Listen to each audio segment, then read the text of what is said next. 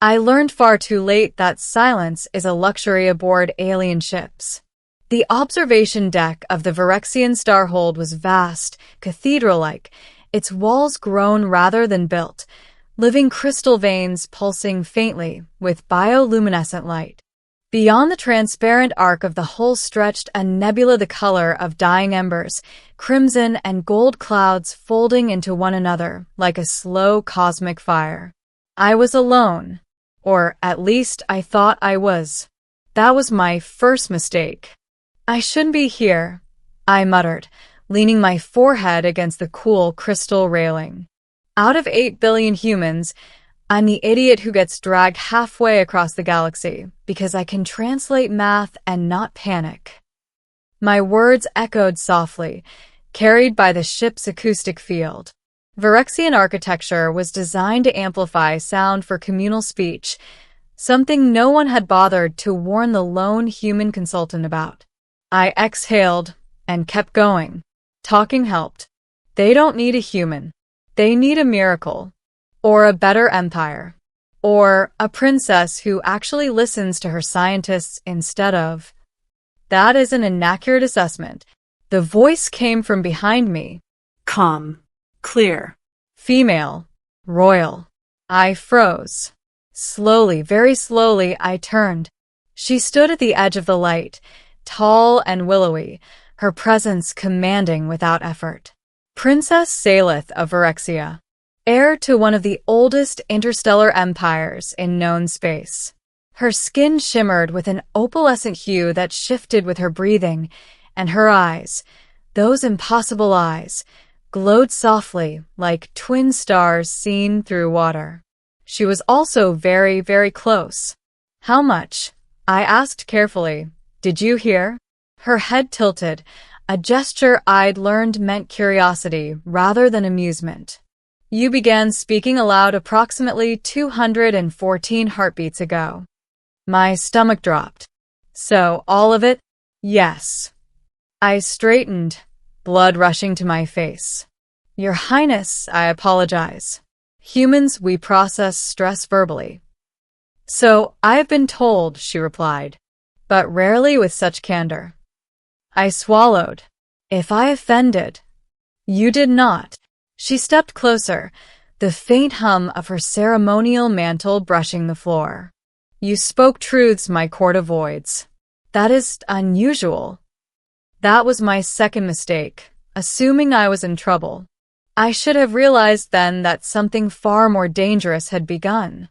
I was assigned to Virexia 6 months earlier, after humanity's first contact war nearly wiped us out. We survived not because we were stronger or more advanced, but because we adapted. Fast. When the Ralkoth collective invaded human space, they expected a fractured, inefficient species. What they found instead was a chaotic swarm that learned from every defeat. Within a year, humans had reverse-engineered enemy tech, rewritten combat doctrines, and turned desperation into innovation. The galaxy noticed. Virexia noticed. Their empire was ancient, powerful, and dying. Their stars were dimming. Their energy matrices destabilizing. Their once flawless predictive governance failing in the face of an unknown cosmic decay they called the Withering. Entire systems were going dark, their suns collapsing into sterile husks.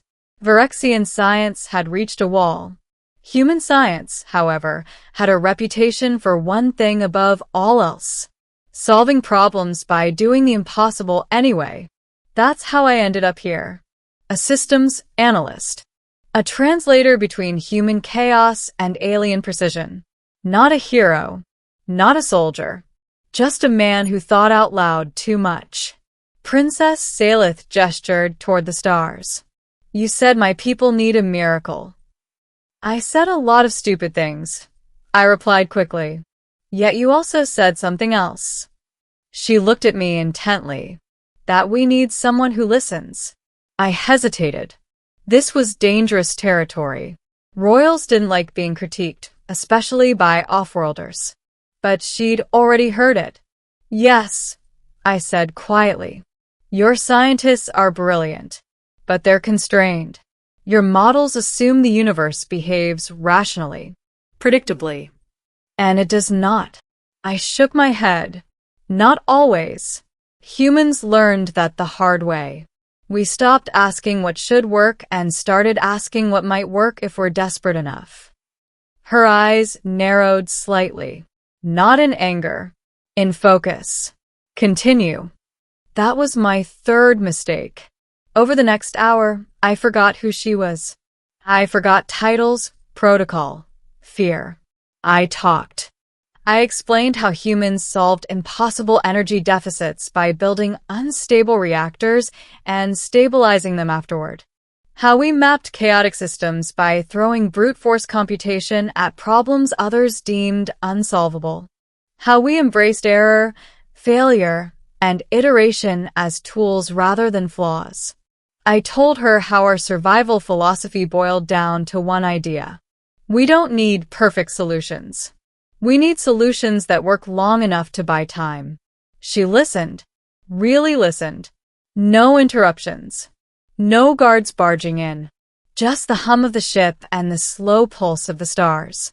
When I finally stopped, my throat dry, she was silent for a long moment. Then she said, "You believe my people are afraid of failure." I met her gaze. "I believe your people have never had to fail before." Her expression softened. "And humans? We fail constantly," I said with a crooked smile. "We just refuse to stop afterward." Something shifted then. I could feel it, like a gravitational field subtly changing direction. "You will present these ideas to my council," she said. I blinked. "Me? Your Highness, I'm not." "You will," she repeated. "And you will do so without restraint. Speak as you did now." "That could get me executed." "If it does," she said calmly, "then my empire was already doomed." The council chamber was worse than any battlefield. Dozens of Phyrexian elders sat in levitating thrones, their luminous eyes fixed on me. The air itself felt heavy with judgment. I spoke anyway. I dismantled centuries of doctrine in under an hour. I told them their models were too clean, their fear of instability killing them faster than the withering ever could. I proposed reckless ideas, human ideas, unstable star lattice reactors, adaptive AI that rewrote its own code mid-operation, energy siphons that fed on entropy instead of fighting it. Outrage followed, then ridicule. Then silence. Finally, one elder asked, "And if this madness destroys our last remaining systems?" I took a breath. "Then you were already dead." Humans survive because we're willing to gamble everything on the chance to live another day. Princess Salith rose. "My people," she said, her voice echoing like a bell. "We have tried certainty. It is failing us. I choose uncertainty." Gasps rippled through the chamber. "I invoke my right as heir," she continued, "to accept the human approach." That was the moment history tilted. The experiments were chaos. Human engineers worked alongside Phyrexian scientists in controlled disasters. Systems exploded. Calculations broke. Simulations contradicted themselves. And then slowly it worked. A star stabilized using an entropy-fed lattice. A dying system regained power. The withering slowed. The galaxy watched in disbelief as the ancient Phyrexian empire clawed itself back from extinction using human recklessness guided by alien precision. Humanity's reputation changed overnight. Not conquerors, not primitives, but problem solvers. Through it all, Princess Salith remained close, always asking questions, always listening. One evening, months later, we stood again on the observation deck. "You never stop thinking aloud," she said softly. I chuckled. "Old habit. It saved my people," she replied, "and doomed my peace." I frowned. "Doomed." She turned to me, eyes luminous. The council now asks what else humans see that we do not. They fear your influence. And she hesitated. That alone was terrifying. I find myself wondering what my empire might become if it learned to think as you do. I swallowed. That's a lot of responsibility. For one human, she agreed. Which is why I have decided something. Oh no. I am offering you a bargain, she said. Stay. Not as a consultant, but as my advisor. My voice of chaos. And if I refuse? Her lips curved into a faint, dangerous smile. Then I will think out loud about how unfortunate accidents occur in foreign quarters. I laughed despite myself. Princess, I said, you're terrifying. I am learning from the best. Beyond us, the stars burned brighter than they had in centuries. And for the first time since leaving Earth, I realized something. The galaxy wasn't afraid of humanity because we were strong. It was afraid because when humans thought out loud, someone important was always listening. And the universe changed because of it. For every Virexian star that stabilized, another system elsewhere collapsed. Ancient empires watched with narrowed eyes as humans, still classified as a young species, began rewriting survival theory itself. Where others conserved, humans gambled. Where others predicted, humans adapted. And where others feared instability, humans used it. That made people nervous. It made empires angry. It made Princess Salith a target. I learned that the day the alarms screamed through the starhold. Not the gentle harmonic alerts Virexia used for routine danger, but the harsh, shrill resonance reserved for existential threat. The kind of sound designed to be felt in the bones. I was halfway through arguing with a Virexian engineer about deliberately overloading a containment field when the deck shuddered beneath us. External breach? I asked.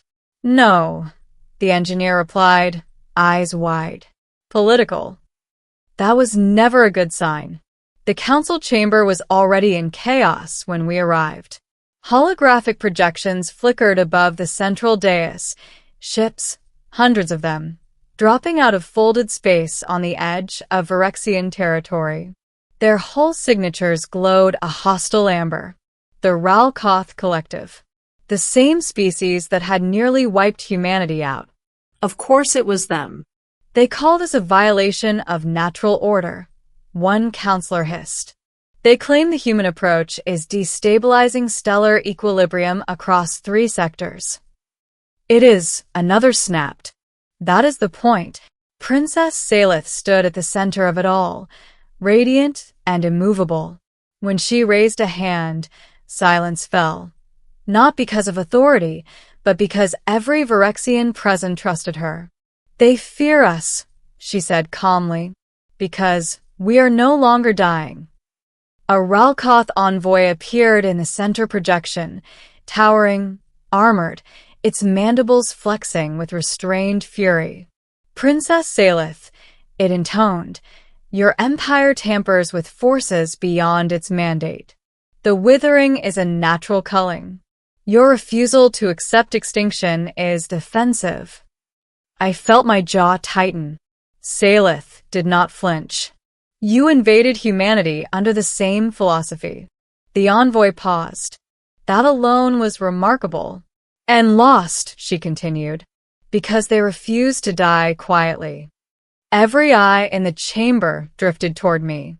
I hated that.